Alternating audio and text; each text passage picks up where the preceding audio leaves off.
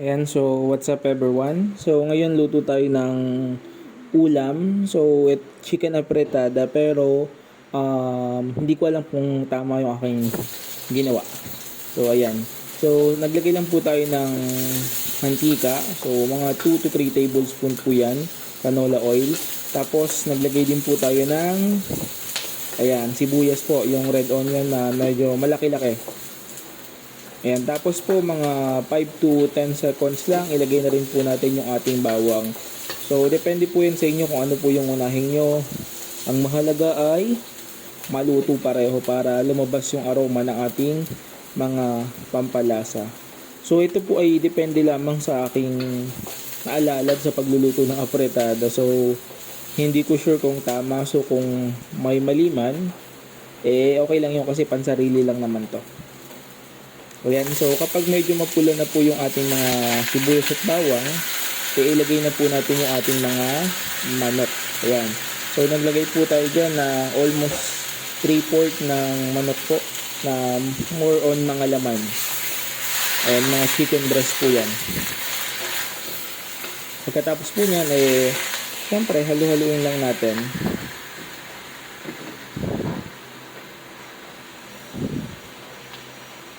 Sarap niyan. Yan, lagay din po tayo ng patis para habang sinasangkot siya po natin, dumidikit na po agad yung lasa. Yan, naglagay din po tayo ng 1 teaspoon ng ground black pepper or paminta. Tapos, haluin lang po natin ito para kumalat or dumikit sa bawat chicken natin yung mga pampalasang nilagay natin. Ayan, so and make sure po natin na yung bawat side po ng ating meat ay naluluto po, hindi lang po yung isang bahagi. Kaya po napakahalaga na haluin po natin mga every 30 seconds, 45 seconds para mabalanse po. Yan.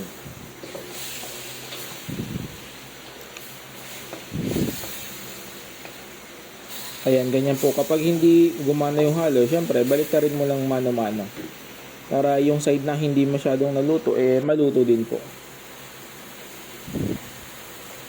Ayan, kapag ganyan na okay na po yung ating chicken, alam mo na luto na. So, naglagay na po ako ng toyo. So, parang ang style kasi ng pagluluto ko dito, parang adobo style din eh. Nilagyan ko lang siya ng tomato sauce at ketchup. Yan, pagkalagay natin ng toyo, syempre haluin natin ulit.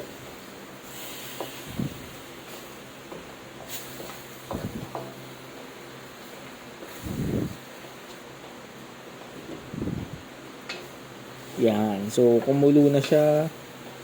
Okay na to, pwede na nga itong ulam mo. Malasa na yan.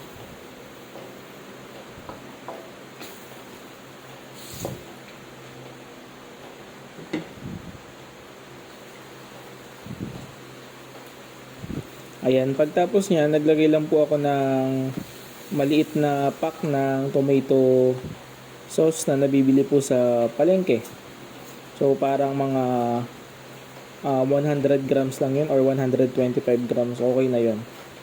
Tapos, haluin lang po natin. So, comment naman kayo kung ganito ba yung step ninyo ng pagluluto ng apretada or may mali ako para sa susunod. Siyempre, alam ko na kung paano yung tamang pagluluto. So, yun lang. Ayan, so hinalo ko muna siya. Hindi ko muna siya lalagyan ng tubig para talagang kumapit yung mga ating rekado sa manok natin. At surely napakasarap niyan. Ayan, so naglagay na rin po tayo ng ating carrots at patatas. Ayan, so ganyang hiwa lang po. So doon sa iba na panood ko sa YouTube, piniprito nila. Kaya lang siguro depende rin yan sa trip ng mga nagluto o kumakain. Nasanay na piniprito muna. Nasanay ako kasi nadirekta ko siyang niluluto. Ayan, tapos po naglagay po tayo ng ketchup. Yung natirang ketchup sa bote, nilagyan ko na lang siya ng tubig kasi tinatamad na akong lumabas. So okay na yon. Tapos pakuluan lang po natin ito. Ayan, so kapag kumulo na po, haluin lang po natin ito para sa ganon ay mabalanse po yung pagkakaluto ng ating mga manok at gulay para hindi po yung isang side lang ang maluto.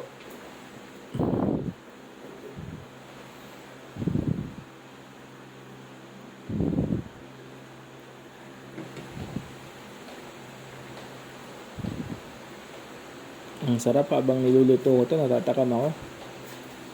Yan, so naglagay po ulit tayo ng paminta para mas spicy. Yan, naglagay din po tayo ng 1 teaspoon po ng magic sarap para sa additional na pampalasa natin. Para may magic na, magic sarap. Yan, tapos pagkalagay po natin noon ay haluin po natin ulit ito. Yan, ganyan lang, di ba? Napaka-simple lang na pagluluto. Akala lang natin na mahirap, pero madali lang din po siyang lutuin. Lalo na ngayon, di ba? Nasa internet na lahat. Yan.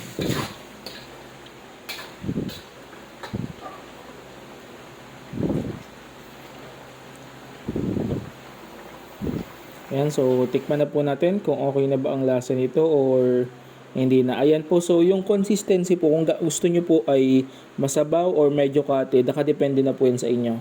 So, yan po, medyo luto na, kati na. So, yun lang po. Please like, share, and follow. Bye-bye!